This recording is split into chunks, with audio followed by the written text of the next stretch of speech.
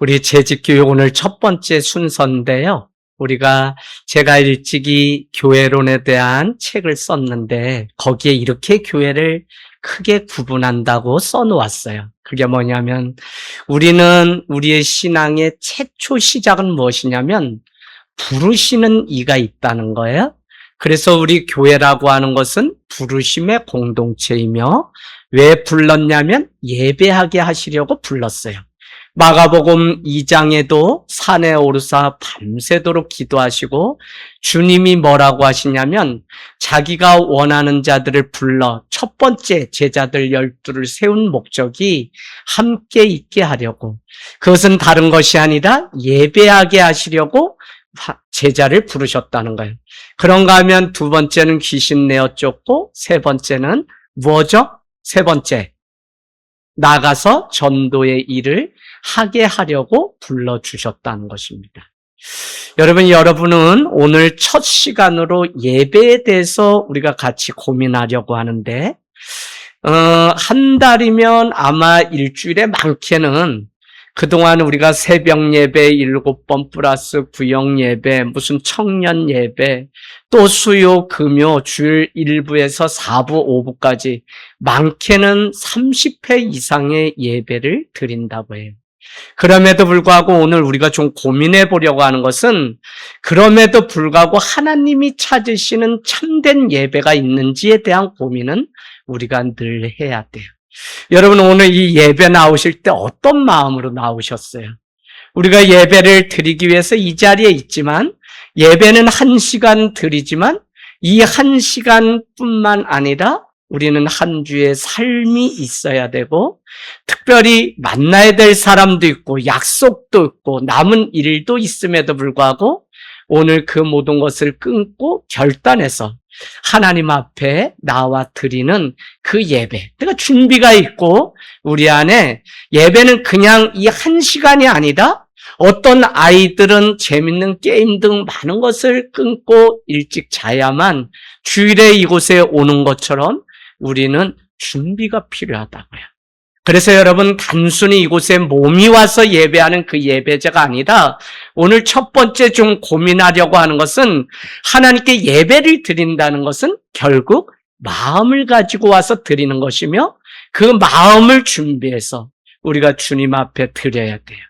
그래서 내가 사모함이 있을 때 말씀이 들리고 예배가 기뻐하는 것처럼 저는 2026년도에 하늘땅교회 남녀노소 할 것 없이 다 예배 가운데 기뻐서 드리는, 그래서 여러분 하늘땅교회 주보를 보면 주일 뭐라고 돼 있어요? 축제 예배라고 돼 있어요. 그 의미는 다른 것이 아니라 예배가 축제여야 된다라고 하는 의미가 그 안에 있습니다. 그래서 기뻐서 주님 앞에 다윗과 같이 춤을 추면서 드리는 그 예배가 우리 가운데 있기를 원하는 마음에 그렇게 이름을 정해 놓은 거예요. 그래서 여러분, 우리는 아무튼 그냥 이 1시간 앉아있기 위해서 오는 시간이 아니라, 예배라는 것은 더 많은 결단과 선택의 기로에서 우리는 어느 것이 더 가치 있는 것인지를 물으면서 하나님 앞에 나와야지 그것이 참된 예배고 준비된 예배가 되지, 아무리 우리가 그냥 습관대로 한다 그러면 우리는 이 자리에 내 상황과 여건대로 움직이지 예배하지를 못한다는 거예요. 오늘 여러분이 정말 하나님의 보좌 앞에 우리가 나와서 예배하는 그 영광, 때를 따라 도우시는 하나님의 은혜 보좌 앞에 나왔다는 이것이 얼마나 놀라운 은혜인지 모릅니다. 그래서 저는 예배 나올 때마다 주님의 그 임재하신가, 주님을 만나고 내가 의지하실 분을 알고 있다는 이 감격이 우리를 예배자로 만들고 예배자로 세우는 은혜가 있기를 원해요. 오늘 특별히 재직 훈련의 일환인데, 여러분, 이 예배자가 먼저 되지 않으면 절대 재직이 될 수 없어요. 저는 저희가 세우는 게 중요한 게 아니라 그 세워진 위치에 걸맞는 삶을 사는 게 더 중요한 것이지, 권사가 되고 장로가 되고 집사가 되어도 그것을 망각하고 그 은혜를 잊어버리고 그 은혜 앞에 예배자로 살지 못하면 아무 소용이 없는 거잖아요. 그런 차원에서 내가 어떤 마음을 가지고 하나님 앞에 살아가고 있는지. 저 자신도 늘 강단에 서지만 제 관심과 그 질문은 딱 한 가지입니다. 그것은 무엇이냐면 내가 오늘 주님 앞에 예배자로 서고 있는지. 여러분, 이것이 일이 되고 이것이 사역이라는 이름 가운데 그냥 오늘 이 일을 잘 마치고 마는 일이라면 그것은 예배자로 내가 먼저 서는 것이 아니라 예배가 일이 되어 주님 앞에 그냥 끝내고 마는 일이 된다는 거예요. 여러분, 이런 생각으로는 우리가 하나님 앞에 온전히 예배할 수 없겠죠. 그래서 제가 예배가 무엇이냐고 묻는다면 저는 결국 내려놓음이라는 단어를 사용하게 됩니다. 왜 이렇게 사용하냐면 그 내려놓음이 있으면 반드시 예배는 내려놓음인데 그 내려놓음을 선택하는 순간 돌아갈 때 하나님은 하늘의 것으로 채우시는 은혜가 반드시 있어요. 오늘 이 22장도 그냥 우리에게 주신 말씀이 아니라 반드시 하나님이 채우시는 이 은혜. 오늘 새롬이, 주영이, 용화, 용현이 우리 청년들이 이곳에 있어요. 목사님 재직 훈련인데 우리가 있을 필요가 있나요? 아니요. 이 아이들도 좋은 예배자가 되어서 하나님 앞에 직분자가 되고 지금부터 준비하여서 집사가 되고 권사가 되는 게 무슨 의미인지를 아는 그 훈련이 우리에게 필요해요. 여러분, 대한민국은 솔직히 우리가 뭐 해야 됩니다 하는데 그걸 왜 해야 되는지 교육이 부족하고 누가 시간이 없든지 내가 그 일에 빠졌든지 오늘도 이 예배 가운데 나오다 못 나오는 것처럼 내가 빠졌든지 어쨌거나 교육이 부족해요. 그러니까 예배를 드리면서도 예배가 무엇인지를 우리가 모를 때가 있어요. 저는 영어를 좀 여러분께 가르쳐 드리면 온전히 예배를 드리고 싶어요. 온전히. 그래서 제가 온전히라고, 전히는 여행 순례자란 뜻이에요. 그래서 온전히 너희는 주님을 오로지 예배하라고 하는데 이 예배는 뭐냐면 온전히 주님 앞에 광야 가운데서 하나님을 찾는 순례자의 삶을 살겠다고 하는 그 내려놓음이 있을 때 우리는 예배, 그 사람이 온전히 하나님을 바라보고 예배할 수 있어요. 그래서 여러분, 무슨 특별이라는 말을 하늘땅교회는 붙여본 적이 한 번도 없어요. 특별 기도에, 특별 부흥에, 특별. 아니요, 우리의 일상의 삶이 늘 특별하고 오늘 내가 예배자로 사는 일이 더 중요하지 부흥에 되면 하나님 앞에 이것도 아니에요. 그러니까 늘 하나님 앞에 우리가 명심해야 되는 것은 재직이 아니어도 예배자로 살아가는 그 일이 가장 중요하다. 저는 예배에 대한 말씀을 전할 때마다 제 안에 생각나는 예화가 있어요. 이용규 선교사님의 내려놓음이라고 하는 책에 등장하는 이야기인데, 선교사님은 우리가 잘 아는 것처럼 최고의 대학을 나오시고 국내외 여러 곳에서 교수로 임용을 받고 초청을 받았음에도 불구하고 하나님 앞에 기도하는데 하나님이 몽골 그 땅으로 가서 교회를 세우라는 마음을 주셔서 평신도 임에도 불구하고 몽골에 가서 일회교회라고 하는 교회를 세우게 돼요. 한 번은 2005년 봄에 한 처소에서 가정집에서 예배를 드리고 있는데 예배 시간이 다 되어서 땀이 범벅이 되어 나타난 벌러르라고 하는 자매가 오기 시작합니다. 그가 왜 그렇게 이렇게 땀을 흘리면서 막 이렇게 쫓기듯 왔을까 하는 마음에 그를 위해서 하나님께 기도했어요. 그의 사정은 다른 것이 아니라 전 재산이 몽골에서는 소인데 예배 직전에 소를 잃어버려서 소를 찾다가 시간을 보니 예배 시간이 돼서 소 대신 예배를 택하여 그냥 다 버려두고 들판을 가로질러 하나님 앞에 왔다는 거예요. 하나님은 그 선교사님은 그 자매를 위해서 기도했습니다. 이 자매는 한때 아무것도 듣지 못하는 자매인데 예배 가운데 나왔다 하나님의 고치신 가운데 귀가 열려서 말씀을 듣고 사람의 이야기를 들을 수 있는 은혜를 입은 자입니다. 하나님 오늘 벨러르라고 하는 이 자매의 소대신 예배를 택하였는데 이 자매의 믿음이 부끄럼당하지 않도록 해주세요. 라고 그렇게 기도를 했다는 겁니다. 그런데 여러분, 그날 예배를 마치는 순간 밖에서 울음소리가 나서 나가보았더니 소였습니다. 그 일을 통해 하나님이 누구신지 어떤 분이신지를 그곳에 있는 모든 사람들이 알게 되었다는 거예요. 사람이 자기 힘을 의지하다 실패하게 되면 그것은 자기 창피죠. 그런데 하나님을 의지하다 실패하면 하나님이 자기 이름에 누가 되기 때문에 부끄럼 당하지 않도록 주님께서 채우시고 부어주시는 은혜가 있어요. 그래서 예배는 내 상황과 여건 때문에 예배할 수 없음에도 불구하고 주님 앞에 내려놓고 주님의 이름 앞에 그 보좌 앞에 나오는 순간 주님이 준비하신 은혜가 그곳에 있어요. 이제 겨울 되면 날씨가 그렇고 눈이 오고 뭐가 있고 많은 이유들이 우리에게 생길 수 있어요. 그럼에도 불구하고 주님 앞에 내가 죽겠다고 하는 그 심정으로 살아가는 예배자, 우리 금요일 날도 나누겠지만 그 예배자 한 사람을 주님은 세우시고 많은 사람을 세우는 게 아니라 예배자가 재직자가 되기를 주님은 우리에게 원하고 있다는 것입니다. 여러분 가만히 생각해 보세요. 우리가 이 땅 살아가면서 두 주인을 섬길 수 있을까요? 이것은 두 주인을 섬길 수 없다, 금지한다라고 하는 의미가 아니라 그 둘을 섬기는 일은 애시당초 불가능하다는 사실을 우리에게 가르쳐줘요. 우리가 잘 아는 것처럼 예수님이 자기 집에 오게 되었는데 마르다와 마리아가 주님의 오심 앞에 마리아는 그 발 앞에 가서 예배하게 되지만 마르다는 어떻게 되죠? 마르다는 분주하게 음식을 준비하게 돼요.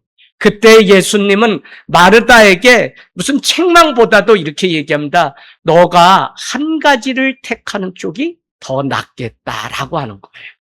여러분, 예배는 하나님 한 가지를 택고 한 분을 택하는 온리가 예배지, 우리는 이것도 택하고 저것도 택해서 다 내 인생의 주인이라고 하면 그것은 불가능하다는 것입니다. 세상과 하나님을 다 누리고 싶어하는 우리의 마음이 있어요. 그러나 하나님을 예배하는 것 같지만 우리가 여전히 세상에 붙들려서 살아간다면 둘 다 주인으로 섬기고 살아가는 사람은 현재는 그 일이 가능한 것 같아요. 우리 청년들 잘 알아요. 가능한 것 같아요. 그러나 예배자 같이 내가 지금 살아가고 있는 것 같지만 결정적인 순간에는 우리가 십자가 아닌 세상을 붙들게 되어 있어요. 그래서 예배는 내려놓음이며 예배는 주님 앞에 나오는 일이에요. 여러분, 왜냐하면 예배는 정말 십자가의 길이고 십자가에 죽고 나를 위해 죽으신 예수 그리스도를 우리가 붙들고 그 안에 사는 시간이 예배라고요. 우리가 세상을 내려놓고 하나님을 예배할 때 우리는 비로소 그분의 소유된 백성으로 살아갈 수 있어요. 그래서 왕 같은 제사장, 그의 소유된 백성이라고 할 때 그의 소유된 백성은 주님을 택한 자들에게 붙여주시는 하나님의 특권이지 그냥 이건 믿다 그런 척하는 거는 아무 소용이 없어요. 그래서 여러분 2026년 우리가 이제 오산 지역을 깨우기 위해서 이 모양 저 모양으로 여러분이 들리는 소문에 의하면 자녀들 다음 세대 또 아니야 우리 부모 세대도 하나님 앞에 헌신하고 순종함이 없고 내 것을 하나님 앞에 드리는 것이 전혀 되지 않는 점점 세상이 그러니까 우리도 따라가는 시대에 하늘 땅 교회가 모여서 예배하고 예수 그리스도만이 우리의 주인임을 선포하는 그 일을 쉬지 않고 더 힘있게 여러분이 분명히 이 믿음 가운데 세워지게 되면 자녀들이 서는 것이지 내가 그것이 되지 않으면 자녀들도 안 돼. 그래서 여러분 걱정하지 말고 정말 주님 앞에 준비된 마음 가지고 예배를 하기를 원합니다. 교회는 하나님의 부르심을 받은 자들의 모임이죠. 그럼 우리를 왜 불렀다고요? 아까 말씀드렸어요. 왜 불렀어요? 예배하게 하시려고 우리를 불러주셨다고요. 내가 정말 60억이 넘는 많은 사람들, 지금은 80억이 넘는데 그 중에 예수 그리스도를 믿는 한 사람으로 선택받았다는 이것이 얼마나 놀라운 영광인지 몰라요. 여러분, 무슨 위기가 있고 어려움이 있을 때 그 이름을 찾으라고 하는 그것이 아니라 정말 주님 앞에 깨어서 하나님 앞에 그 능력 가지고 살라고 우리를 부르시고 택함 받았다는 것이 얼마나. 근데 왜 불렀다고요? 우리를 예배자로 살아가게 하시려고. 그런데 여러분, 더 놀라운 것은 이스라엘을 왜 출애굽하게 하셨나요? 왜 출애굽하게 하셨어요? 하나님을 예배하게 하시려고 그 우상이 난무한 그곳을 바로의 그 압제로부터 벗어나게 하셨어요. 출애굽한 후에 무엇을 기록해 주셨냐면 어떻게 예배하는 것이 참된 예배인지 레위기를 기록해 놓은 것을 보면 우리를 이 세상으로부터 출애굽해서 하나님 앞에 살아가도록 하신 이유는 다른 게 아니라 복음은 바로 우리에게 예배자로 살아가는 그 능력이 무엇인지를. 여러분, 가정이 절대 서지 않는 이유는 예배자 한 사람이 있을 때 그 가정이 서지 안 돼요. 다 연예인들이 이렇게 저렇게 매일 뉴스 저는 보지도 않는데 다 이렇게 살다 1년도 못 살고 이혼했대요, 뭐 했대요, 이런 이야기들이 얼마나 많은지 몰라요. 뭐에 문제가 있냐면 예배하고 그들의 삶 가운데 개입하셔서 그 생각과 갈등을 화해시켜 주시는 예배가 없는 거예요. 그래서 우리 삶으로는 그냥 우리가 사랑하고 다 살 것 같지만 직장에 가면 얼마나 그 안이 다툼이 있고 우리의 삶 가운데도 예배가 일주일 아니 한 달 내내 없으면 우리가 온전한 삶을 살 것 같죠? 전혀 그렇지가 않아요. 여러분, 자녀 때문에 우리가 예배하지 못한다고 하지만 사실은 자녀 때문에 예배하지 못하는 게 아니에요. 그 자녀는 그 자녀대로 우리가 예배자가 되면 세워지게 되어 있는데 우리가 이런저런 오늘날 우상 중에 가장 큰 우상이 뭐냐면 돈이죠. 근데 더 큰 우상은 사실 자녀예요. 더 큰 우상은 건강입니다. 그래서 이것이 하나님의 자리에 대신 있기 때문에 얼마나 우리가 우리 자신을 보면 이와 같은 시대에 살아가고 있는지를 알 수 있어요. 오늘 100세 얻은 아들 이삭을 아브라함이 주님 앞에 드릴 수 있는 것은 여러분이 이 사실을 아셔야 돼요. 아브라함은 하루아침에 예배 드릴 수 있는 것이 아니라 예배자의 삶이 습관이 되어서 그 안에 거룩한 습관이 있는데 그것이 뭐냐면 바로 예배였다는 거예요. 할렐루야. 여러분 서로 깨워주세요. 예배였다는 거예요. 예배. 그 예배가 습관이 되어서 하나님 앞에 연습이 되니까 그가 예배를 드릴 수 있는 것이지 왜 오늘 22장 5절에 가서 여러분 동그라미 쳐놓으세요. 너희는 여기 있어라. 나는 저기 가서 뭐하고 오겠다? 예배하고 오겠다는 거예요. 아브라함은 100세 얻은 아들을 드리라고 하는 그 사실을 그냥 예배하고 오겠다가 아니라 평상시 그 삶 가운데 예배가 거룩한 습관이 되었기 때문에 예배할 수 있어요. 여러분 결정적인 때 예배하지 못하는 건 다 뭐냐면 내 삶이 예배로 훈련되지 않아서 그래요. 그래서 우리가 한 주 뭘 위해서 기도해야 되냐면 하나님 예배 가운데 방해받지 않도록 저를 준비시키시고 아프지도 않게 하시고 우리가 늘 예배를 위해서 준비해야 돼요. 직장 다니는 우리 청년들 있어요? 하나님 오늘 예배 방해받지 않도록 일이 관계가 잘 끝날 수 있도록 도와주세요. 이게 얼마나 우리 가운데 기도 없이 준비 없이는 드릴 수 없는 것이 예배인지 몰라요. 여러분 천천히 우리 말씀 따라가 볼게요. 자, 아브람 창세기 11장 31절 가세요. 창세기 11장 31절. 아브람은 아버지 데라가 아버지인데 데라는 아브람과 아들 아브람과 그의 아브람의 아내 누구죠? 사레 결혼에 임했습니다. 데리고서 이렇게 가게 돼요. 어디를?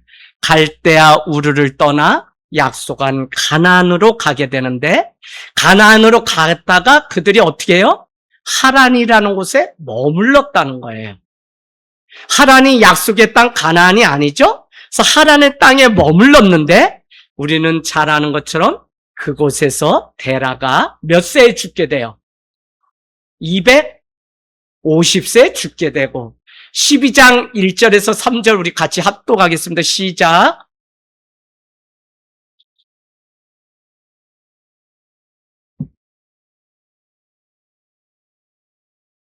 내가 너로 큰 민족을 이루고 내게 복을 주어 내 이름을 창대하게 하리니 너는 복이 될지라. 너를 축복하는 자에게는 내가 복을 내리고 너를 저주하는 자에게는 내가 저주하리니 땅의 모든 족속이 너로 말미암아 복을 얻을 것이라 하신지라. 아멘. 여러분, 하나님은 오늘 하란의 또 갈대우루, 특별히 데라 아버지는 뭐죠? 우상을 만들어서 팔아서 부자가 된 사람입니다.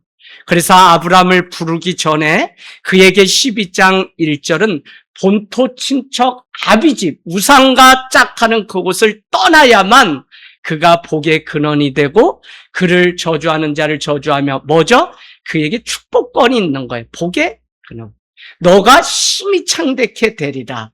너가 밟는 모든 땅을 너에게 주겠다고 하는 이 많은 축복이 있기까지는 그곳을 떠나야 되는데 그 떠남이 무엇이냐면 결국 예배자로 그를 세우기 위함이에요. 홍해를 갈라짐을 통해 그들이 떠났을 때 그들은 홍해를 건너서 먼저 한 것이 무엇이냐면 예배를 드렸어요. 하나님의 은혜를 경험했던 누구요? 베델에 제단을 쌓고 야곱은 그곳에도 하나님이 계시는구나 하고 예배를 드렸어요. 여러분, 계속적으로 하나님은 우리에게 요구하는 게 하나예요. 정말 직장에서도 내가 예배하는 자로, 내가 밭에 일을 하면서도 예배하는 자로 그곳에 내가 오늘 갑니다 하고 하나님 앞에 기도하고 가는 것과 그렇지 않은 삶은 완전히 달라요. 선교가 뭐죠? 예배가 없는 곳에 예배를 세우러 가는 겁니다. 할렐루야. 예배가 무엇인지 모르는데 그들의 입을 통해서 하나님 여호와의 이름을 부르게 하는 그 예배자를 세우는 그 일이 선교고 전도예요. 그러니까 이 엄청난 사명을 우리에게 주었는데 어느 정도로 줬냐면 너를 저주하는 자를 내가 저주할 것이며 12장 3절에 너를 축복하는 자만 내가 축복하겠다는 거예요. 하나님은 이와 같이 우리에게 권세를 주시고 아버지를 떠나서 본토 친척 아비집을 떠나 예배자의 삶. 그러면 신약은 무엇이죠? 여러분, 죄 가운데 우리가 하나님을 모르고 예배를 드리지 않던 자들이 십자가 사건을 통과함으로 인해서 비로소 그들이 예배 가운데 나올 수 있었죠. 왜요? 예수 그리스도의 보혈로 말미암아 우리가 오늘 예배 드리는 자가 된 것이 십자가라고요. 그래서 다른 것에 우리의 관심 있는 것이 아니라 복음은 십자가를 통해 우리가 구원받고 예배자가 됐다. 그래서 때를 따라 도우시는 하나님의 은혜의 보좌 앞에 가라고 하는 것이 다른 것이 아니라 바로 예배자로 설 것을 우리에게 말씀하고 있다는 거예요. 창세기 12장 한번 가보실래요? 12장. 우리에게 떠남은 사실 나를 둘러싼 환경으로부터 떠나는 결단, 그것이 없이는 죽어도 예배할 수 없음을 우리에게 가르쳐줘요. 때로는 우리가 살아가다 보면 하나님보다 우리가 더 크게 여기는 것들이 있을 때가 있어요. 아무리 아니라고 해도 하나님이 보실 때 자기만을 크게 여기라고 하시는 그것을 의지하지 못해서 우리가 예배를 드리지 못할 때가 있어요. 자, 창세기 13장 3절로 가보세요. 아브라함은 창세기 13장 3절을 보면 그가 12장 떠나라고 할 때 12장에 여러분 어디로 갔다고 그들에게 얘기하고 있냐면 어디로 가죠? 12장. 쭉 가서 12장 7절에 뭐라고 돼 있어요? 여호와께서 아브라함에게 나타나 이르시되 내가 이 땅에 내 자손을 주리라 하신지라. 자기에게 나타나신 여호와께 그가 그곳에 뭐를 쌓았다고요? 제단을 쌓고 예배를 드렸다는 거예요. 그래서 12장 10절에는 그 땅에 기근이 하니까 어디로 가게 돼요? 애굽으로 가게 돼요. 그러면 오늘 13장 3절은 애굽으로 갔다가 다시 네게부라고 하는 풍성한 땅이라는 그 의미, 비옥한 땅이라고 하는 네게부라고 하는 곳으로 그들이 옮겨오게 돼요. 그래서 여러분 13장 4절 처음으로 제단을 쌓은 곳이라 그곳에서 했던 일은 여호와의 이름을 불렀다는 거예요. 그러니까 자꾸 아브라함의 삶은 뭐냐면 예배 드리고 옮기는 곳마다 예배 제단을 쌓는 훈련, 거룩한 그 훈련이 있었기 때문에 여러분 제가 사회생활 3년 했는데 그곳에서도 혼자 예배를 드리고 수요고 금요고 할 수 없으니까 예배를 드리니까 대리가 됐는데 사람들이 저에게 목사님 같다는 거예요. 군대 갔어도 제가 다른 거 하지 않고 목에 칼이 들어와도 맞으면서도 그냥 훈련 직전 제가 중대장님 가서 예배하고 올 수 있게 해주십시오. 저는 가서 이 부대가 이번에 훈련 가운데 다른 부대랑 격투기 해가지고 전투를 해서 이 중대장이 승진하냐 못하냐의 문제가 다녔는데 저를 예배자로 보내주십시오. 제가 가서 기도하고 오겠습니다. 처음에는 반대하고 때리고 뭐 이런 일들이 비일비재. 여러분 감물 때 다리를 올리고서 거꾸로 매달려 치약이나 이 반합 뚜껑에 머리를 대고 30분 이상 열중시하면 피가 거꾸로 내가지고 사람이 죽어요. 그래도 그 치약 뚜껑 작은 거 하나 이게 어디에는 있냐면 전방에는 제가 있던 당시에도 구타 사건도 있고 이런 일들이 비일비재했어요. 그래도 저는 예배자로. 그랬더니 승진하고 뭐 부대가 소대가 막 1등하고 포상휴가 가게 되니까 어떤 일이 생기냐면 대대군종이나 연대군종은 훈련 전날 저녁 예배를 지키지 못하는데 중대장님이 대대장님이 결국 저를 대대군종병이나 연대군종병을 시키려고 해서 그런지 상병 달고 분대장 견장을 준비를 딱 하고 있는데 그냥 너는 가서 예배하고 오라는 거예요. 너가 가서 기도해야만 우리 부대가 잘 된다는 거예요. 그래서 신학도 신자도 아니고 믿음 생활을 이제 고3 때부터 시작해서 3, 4년도 안 했는데 대대 교회는 150명 정도 되는 병사들 앞에서 설교를 하는 전도사가 되어버렸어요. 그런가 하면 4개월 뒤에는 연대 병사들 500명 앞에 연대장님이 안수 집사님인데 그 앞에 제가 그때부터 벌써 목회를 한 지가 30년이 넘게 된 거예요. 하나님은 강권적으로 어느 곳에 가든지 매를 맞아도 그곳에서 예배를. 그래서 여러분 나는 예배해야 됩니다라고 하는 분명한 정체성이 있으면 회사든지 어디든지 몇 번 괴롭힘 당해도 이제는 아무도 막을 수 없기 때문에 승리하게 되는데 우리가 처음에 이것 때문에 두려워서 예배를 하지 않고 내가 그리스도인이 아닌 것처럼 하면 그 순간은 모면할 수 있어도 여러분 우리 삶이 결국은 예배자로 살지 못해요. 할렐루야. 예배. 제가 어머니가 개척하고 3년 만에 폐암 판정을 받아서 강원도 두 종합병원에서 폐암 3기 그래서 모시고 와서 죽더라도 재산 다 어떻게 해서라도 어머니 살려야 된다 해서 삼성의료원 모시고 왔는데 어머니는 강원도 고향집으로 좋은 공기 먹고 이러다 집이 다 무너지게 됐으니 난 이렇게 살다 가도 되니 아들아 날 퇴원시켜달라. 1인실밖에 없어서 하루에 100만 원짜리 일주일이 있어도 그냥 여러 명이 쓰는 방이 없으니까 어머니 얼마나 노심초사됐겠어요. 그런데 하나님이 그곳에서도 어머니 붙들고 기도하고 처음 어머니와 함께 예배를 했던 것 같아요.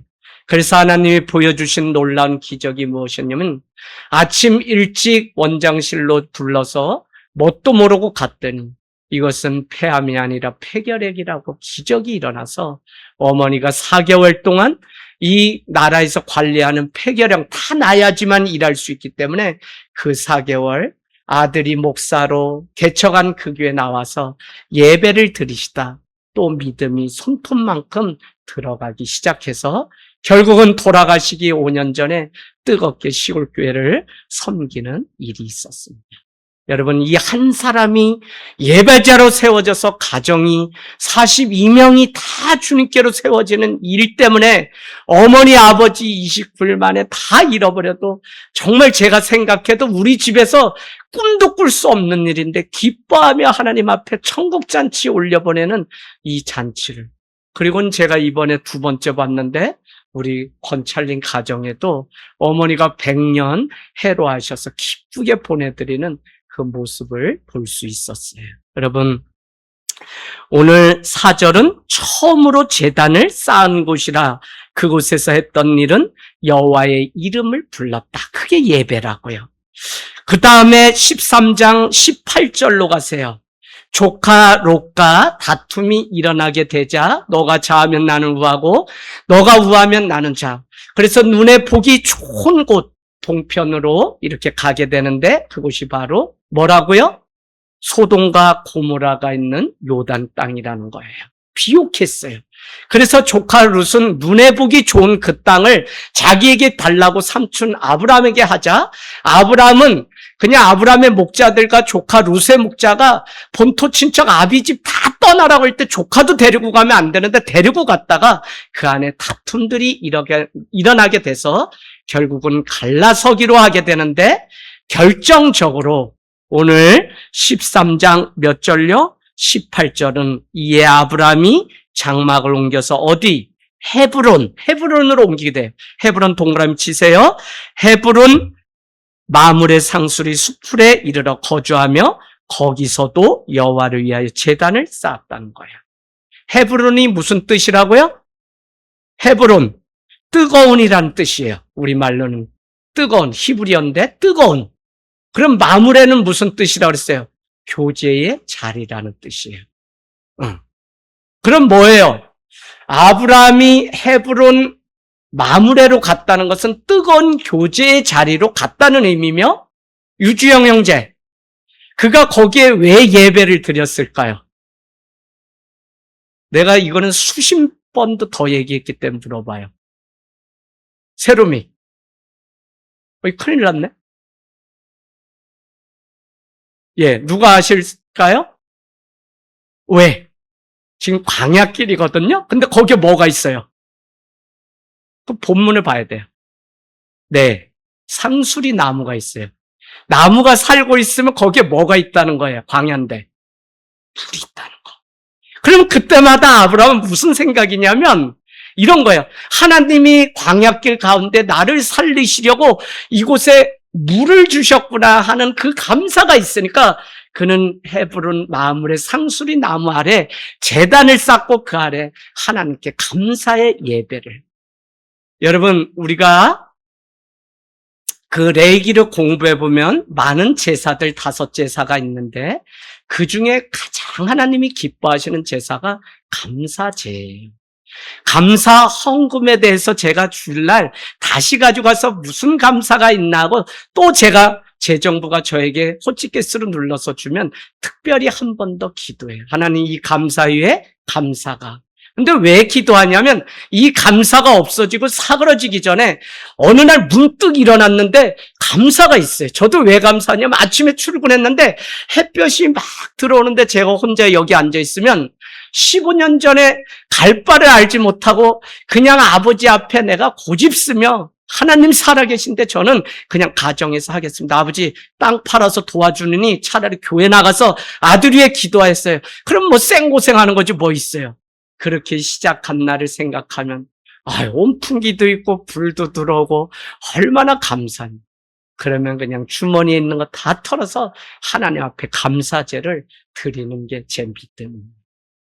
여러분, 다른 게 아니라 오늘 마물에 상수리 나무 앞에 제사를 드린 것은 하나님이 여기도 계시구나. 마치 베델, 하나님의 집이라고 이름을 지었던 것처럼 여기도 계시는구나.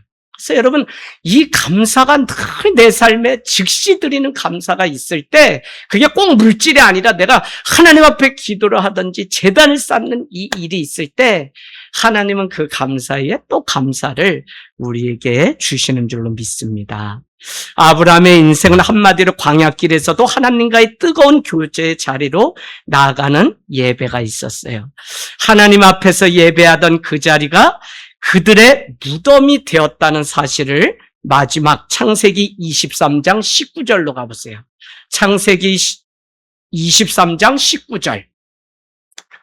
여러분, 창세기 23장 19절 우리 같이 읽습니다. 시작. 그의 아브라함이 그 아내 사라를 가나안 땅 마므레 앞 막벨라, 곧 헤브론이라. 그죠? 곧 헤브론이라. 여러분, 결국은 그 안에도 아브람도 장사하기 위해서 땅을 사놓게 되는데 그 땅을 어디 사냐면 마므레 헤브론, 그 상수리 나무 앞에 제단을 쌓았던 그곳을 사놓았다가 결국은 장례식을 아내를 먼저 그곳에 묻고 자기 자신도 그곳에 묻히는 일들이 있었어요. 예배는 여러분 습관이에요. 드리지 못할 이유가 있는 것이 아니라 거룩한 예배 습관이 없기 때문에 그래요. 저는 우리 자녀들 그냥 목사 자녀지만 저 아이들 힘들 거예요. 어떤 때는 제가 이래요. 여러분 죄송하지만 야, 오늘은 너 친구들 모임도 없니? 아빠 있는데 뭐요? 그러면 갔다 와 좀. 아빠 예배 있잖아요. 야, 시험 오늘 끝났는데 친구들 갔다 와. 제가 일부러 풀어도 줘요. 왜? 습관적인 예배가 될까 봐. 때로는 아빠가 목사이기 때문에 나오는 예배가 될까 봐. 그러면서 뭐라고 얘기하냐면 아들아, 오늘 누구 만나니? 친구들 3명 만나요. 아빠 거기서 좀 자고 와도 돼요. 너네 치킨 사 먹어라. 5만 원 주기 시작하니까 그때부터 아빠가 목사님이 아니라 우리 아빠로 아이들이 받아들이기 시작해요. 전에는 제 주변에도 목사님들이 이래. 딸이 자기를 목사로 대하는데, 그래서 그게 뭐야? 그랬더니 아빠가 교회에선 뭐 해달라는 거 다 해주기 때문에 아빠는 목사니까 다 해줄 수 있잖아 이러면서 친구를 막 10명 데리고 와서 막 치킨 사내라 막 이래가지고 죽겠어요 형님. 얘는 나를 아빠로 봐야 되는데 목사로 봐요 이러더라고. 그럴 수 있어요. 여러분 왜 그 이야기를 하냐면 그냥 우리가 말하는 습관이 아니라 정말 하나님 앞에 무슨 일이 있어도 예배하는 예배자의 거룩한 습관으로 이것이 인간적인 습관, 형식이 아니라 거룩한 습관이 되게 하려고 때로는 예배 자리에서 떠나서 그러나 이들이 또 예배하고. 여러분 우리 용연히 기도해 주세요. 이제 군대 가면 아야 선포를 해서 가르쳐 주세요. 군대 가면 너는 그곳에 정말 너가 예배 드리는 자인지 아닌지 그곳에서 판가름 난다. 왜? 핸드폰 줘요. 예배 이제 종교 자유화됐어요. 그게 종교이 아니라 우리 승준이, 용아, 영신이 다 믿음 개판됐어요. 군대 갔다 와서. 그래서 지금 다시 하냐고 얼마나 저 아이들이 어려운지 몰라요. 근무 서야지, 뭐 서야지. 나 그냥 군대 안 보내고 싶은 마음이야. 훈련받고 예배자 되라고 보냈더니 솔직히 말해서 예배 몇 번 안 드렸다는 거예요. 그 얘기를 내가 승준이로부터 들어서 그러니 다시 막 2년 가까이 떨어졌다가 예배하려니까 이게 얼마나 몸살이 나겠어요. 그러니까 여러분 다시 훈련해요. 그러니까 이게 습관이 된다는 게 얼마나 중요한지. 저는 오늘 그냥 이게 의무가 아니라 정말 우리 다음 세대들 젊은이들 특별히 주님 앞에 얼마나 시간 더 재밌는 거 많아요. 그런데도 기도하고 예배할 수 있는 이것이 얼마나 감사한지 모릅니다. 여러분 초대 교회가 전도가 가능했다 그랬나요? 불가능하다 그랬죠. 그런데 어떻게 기독교를 313년에 공인했다 그랬어요. 아우구스투누스가 어떻게 공인했어요? 여러분 156년에 안토니우스 역병이 15년 동안, 265년에 키프리아누스 역병이 15년. 그 당시에 로마 시민의 절반이 역병으로 다 죽게 되었는데 어떻게 313년에 기독교를 공인해서 그들이 기독교가 하나의 자유 종교가 되어서 믿게 되었냐. 전도가 가능했나요? 아니요. 이 사도행전은 성령이 하신 일이기 때문에 사도행전을 다른 말로 얘기하면 성령행전이라고 부르는데 그 당시는 그리스도인이라고 하면 사자밥이 되고 죽는 시대인데 그럼에도 불구하고 그 많은 핍박과 그 많은 역병 가운데 기독교는 점점 흥황했어요. 그래서 알렌 크라이더라고 하는 교수님이 쓴 책, 초대교회 예배와 전도라고 하는 책을 보니까 그렇게 부흥할 수 있었던 유일한 근거는 그들이 전도를 해서가 아니라 매력적인 삶 때문에 그런데 그리스도인에게 나는 무엇인가 다른 삶 때문에 그런데 그 삶이 어디서 왔냐면 주일이면 안식 후 첫날 모여서 한 번의 예배를 드리는데 예배 때 들었던 그 말씀 한 절이라도 더 지키려고 몸부림치는 그들의 삶이 달랐기 때문에 그 삶이 곧 전도가 되었다는 거예요. 그래서 여러분, 초대 교회의 부흥도 결국은 한 번 주일 예배, 매일 오늘처럼 모이는 예배가 아니잖아요. 목숨 걸고 물고기 모양 따라서 거기에는 뭐예요? 주는 그리스도의 살아계신 하나님의 아들입니다라고 하는 헬라어가 있는데 익스투스라고. 그래서 교회는 뭐죠? 이 물고기 모양. 천주교는 뒤에 차 뒤에 뭐예요? 레타시오. 불교는 뭐 이렇게 해서 붙이고 있는데 그 물고기 모양 안에 주는 그리스도의 살아계신 하나님의 아들입니다라고 하는 익스투스가 그 안에 써 있어요. 여러분, 그와 같이 한 번의 예배가 초대 교회를 남다르게 했다고요. 우리는 그냥 매일 아침 말씀을 묵상해요. 그냥 읽어서 되는 것이 아니라 자기 삶을 비추는 거울과 같은 말씀이 날마다 있어야 돼요. 모든 예배는 내 자신을 거룩함으로 가게 하는 것인데 내가 보고 읽고 들은 것이 내 인생을 만들어 가요. 그래서 여러분, 내가 무엇을 듣고 무슨 이야기를 나누고 오늘 종일 살면서 아니 내가 10대 무엇을 내가 듣고 사는지는 너무 중요해요. 왜? 그것이 쌓여서 내 인생이 되기 때문에. 그래서 힘들고 어렵지만 주중에 우리가 딱 바쁜 발걸음을 멈춰서 주님 앞에 나와서 예배하는 이유는 뭐냐면 주의 말씀을 듣고 읽을 때 우리의 생각과 마음이 주님의 뜻으로 다시 바뀌어지는 은혜가 있어서, 그렇지 않으면 매일 눈만 감으면 누가 그래요? 돈 세고 돈 넘기는 것만 매일 눈에 아른아른 거립니다.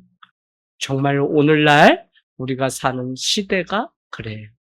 미국의 비행기가 저기 무슬림을 통해서 투척되어서 금융가가 다 무너졌을 때 그곳이 최고의 세상의 경제가 흐르던 금융가입니다.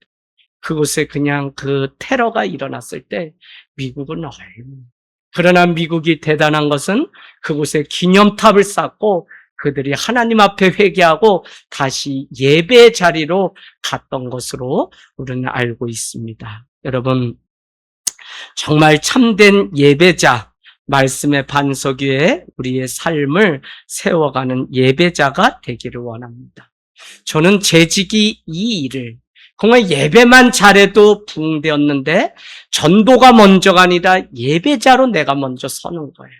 왜 이 말씀을 드리냐면 개척에서 15년 동안 청년이 와가지고 딱 있으면 어느 날 오지를 않아요. 그래서 제가 문자를 보내고 왜 오지 않나요 하면 목사님 죄송합니다. 교회를 옮겼습니다. 예, 무슨 이유가 있을까요 하면 제 앞에 집사님이 예배 내내 카톡질만 하는데 예배자가 없다는 마음에 제가 교회를 옮겼습니다. 그래서 여러분 성경책도 여러분 잘 가지고 다니세요. 다른 사람은 그것을 보고 다 평가를 해요. 그러니까 이 예배라는 게 기준이 다 다른데 형식도 중요해요. 그래서 그런 것들을 다 봐요. 그래서 여러분 그 청년이 떠날 때 제가 미안하다고 인사했던 것이 있어요. 예배는 거룩한 습관이 되지 않으면 정말 10년 전에 20년 전에 오랫동안 알고 지냈지만 그 집사님 예배자로 못 살아요. 그만큼 거룩한 예배에 대한 열망이 우리에게 있을 때 우리는 온전한 예배를 드릴 수가 있어요. 오늘 100세 얻은 아들 아브라함은 사랑하는 자라고 2절에 돼 있죠. 그를 데리고 모리아 땅으로 가게 됩니다. 내가 내게 일러준 한 산 거기서 그를 번제로 드리라고 하는 하나님의 부르심. 1절에 보니까 아브라함아 하고 하나님이 불렀어요. 부르면 왜 불렀다고요? 예배하게 하시려고. 우리를 자녀로 불러주신 거 예배하게 하시려고. 여러분, 자기가 원하는 장소가 아니라 하나님이 예배하라고 가르쳐준 곳에서 그렇게 하라는 것이에요. 이것을 위해서 그냥 번제 드리는 것이 아니라 참된 예배를 드리라고 레위기를 드렸어요. 그래서 예배는 내가 드렸다가 끝이 아니라 주님이 주님의 방식으로 예배 드리고 우리에게 어떻게 예배를 해야 될지 다 가르쳐 주었어요. 그래서 마치 잘못된 불을 드렸다, 번제를 드렸다, 하나님의 진노를 받았던 사울 왕처럼 잘못된 예배는 오히려 우리의 인생을 황폐하게 만듭니다. 그래서 여러분 참된 예배가 너무 중요한데 오늘 말씀을 보니까 4일간 주님이 명령하신 모리아산 그곳까지 아들을 데리고 걸어가야 돼요. 그 걸어가는 마음이 어땠을까요? 그럼에도 불구하고 우리는 아브라함의 마음이 흔들리지 않고 5절에 보니까 100세에 얻은 아들을 드리라고 하는 그것을 하나님은 나를 시험하는데 무슨 시험이냐면 너가 아들, 가장 중요하게 여기는 그 아들조차도 하나님께 드리는 믿음이 있는지 없는지를 보시려고 하는 예배를 보시려고 하는구나 라는 사실을 아브라함은 알고 있습니다. 여러분, 예배가 워십이잖아요? 왜 재직들이 이 예배가 먼저 돼야 되냐면 예배의 다른 말이 뭐냐면 서비스예요. 서비스는 섬기다는 의미예요. 집사 디아코닉이라고 하는 헬라어는 먼지 티끌이라고 하는 뜻인데 아브라함이 저 소돔과 고모라가 멸망할 때 의인 한 사람을 구할 때 그는 감히 티끌과 같은 나라도 주님 앞에 간구하오니 의인 한 사람이 있으면 멸망하지 않겠습니까? 내가 의인 한 사람이 있다면 멸하지 않겠다고 주님이 약속할 때 티끌이라고 자기 자신을, 바로 집사는 자기를 티끌과 같이 여기며 섬김의 자리에 가는 사람이 집사님이에요. 그래서 그 예배인데, 이 서비스가 예배인데 바로 우리가 온전하게 예배 드리는 재직들이 준비돼야만 교회는 그때부터 부흥돼요. 그때부터 할렐루야. 그래서 여러분 다른 거 준비하지 말고, 저는 우리 청년들도 다 우리 최락희 사모님 집사직분 언제 받으셨죠? 청년 몇 살에? 20대 후반. 저한테 그래요. 목사님, 저 권사 받을 수 없어요. 왜요? 권사님은, 목사님 머리 하얀 60대 이상. 그래서 제가 헌법을 펴놓고 우리 대신교단은 35세, 성결교는 45세 이상, 장로는 40세 이상 이런 것들을 보여주면서 그렇지 않아요. 옛날에는 낮다가 평균 수명이 50도 안 되니까 그냥 그 고비를 넘으면 60 되면 그렇게 드리는 게 하나의 그냥 그런 습관이 된 것이지, 일찍이 젊은 나이에 예배자가 되는 직분을 받는 것은 너무 중요합니다. 왜? 교회를 위해서 예배자가 무엇인지 그 섬김의 본을 보이라고 우리에게 직분. 그래서 저도 사실은 목사가 다른 거 하는 게 아니라 예배 드리는 자예요. 앞에서 예배. 그러니까 제가 오늘도 그러고 하루 종일 예배가 있는 날 제가 예배 준비하는 거죠. 예배. 쓸고 닦고 비우고. 여러분 그냥 오는 것 같지만 하늘 땅 교회가 왜 이렇게 깨끗해요? 아니요. 저는 일주일에 예배 직전에는 제가 쓸고 닦는 일을 청년 예수를 믿는 날부터 한 번도 걸러본 적이 없어요. 제 양심에 늘 그냥 그거. 왜? 다른 사람은 직장에 가는데 나도 직장 가봐서 어려움을 아는데 나는 이곳이 일명 세상으로 말하면 성직이라도 직장인데 내가 그냥 내 직장에 그냥 말씀만 삑 써서 그게 아니라 나도 삶으로 내가 준비하고 땀의 의미를 알고 하나님 앞에 예배를 준비하자고 하는 차원에서 예배.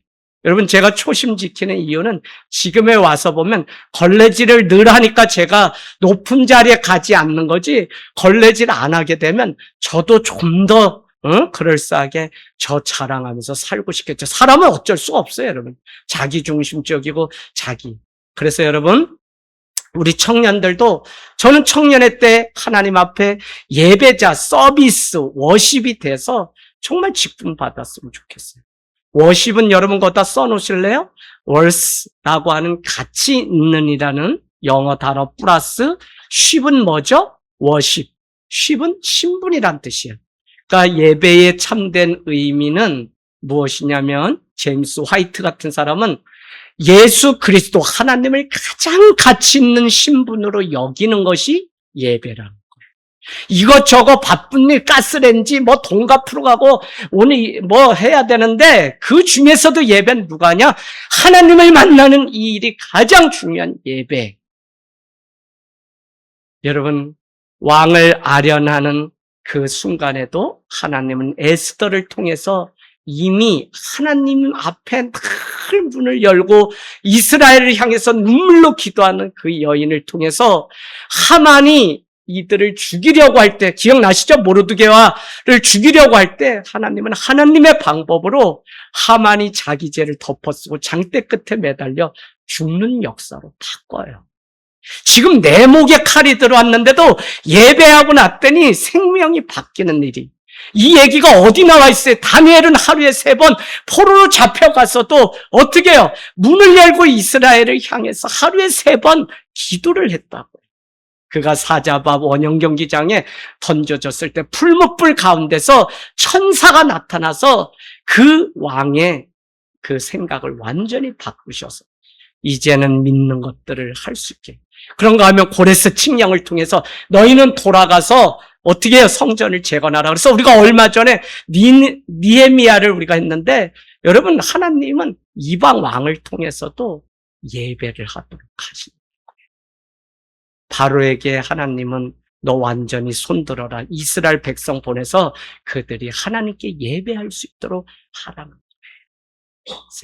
예배를 택하면 하나님이 이와 같이 놀라운 일들을 우리에게 주세요. 그래서 예배란 최고의 가치를 하나님께로 돌리는 것이며 이 일을 위해서 단순히 우리가 시간이 없어서 못 드리는 게 아니라 하나님보다 더 중요하게 생각하는 것이 있다면 우리 예배하지 못해요.